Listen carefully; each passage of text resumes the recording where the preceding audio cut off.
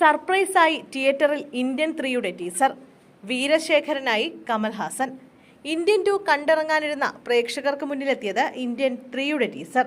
Indian 2 തിയേറ്ററിൽ അവസാനിക്കുമ്പോൾ ആണ് ടീസർ എത്തിയത്. സ്വാതന്ത്ര്യത്തിനും മുമ്പുള്ള കാലഘട്ടം പറയുന്ന ഇന്ത്യൻ 3യിൽ സ്വാതന്ത്ര്യസമര പോരാളിയായ സേനാധിപതിയാണ് കമൽഹാസൻ അവതരിപ്പിക്കുന്നത്. വീരശേഖരൻ എന്നാണ് കമൽഹാസന്റെ കഥാപാത്രത്തിന്റെ പേര്. അതേസമയം ആദ്യ ഭാഗത്തിൽ നടി സുകന്യയുടെ അമൃതവല്ലി എന്ന കഥാപാത്രം ഇതിൽ കാജൽ അഗർവാൾ അവതരിപ്പിക്കും. 40-കാരനായാണ് കമൽഹാസൻ ഇന്ത്യൻ 3യിൽ എത്തുക.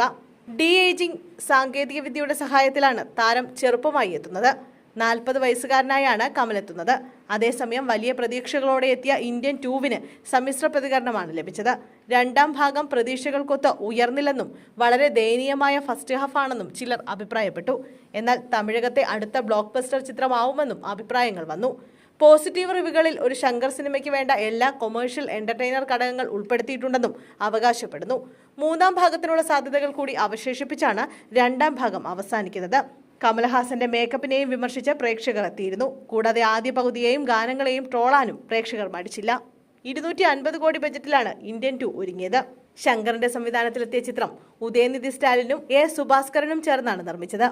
Rahul Preethi Singh, Priya Bhavani Shankar, Siddharth, S Jasurya, Mark Bennington, V Jayaprakash, Bobby Simha, Nedumudi Venu തുടങ്ങി നിരവധി താരങ്ങളാണ് ചിത്രത്തിൽ പ്രധാന റോളുകളിലെത്തുന്നത്.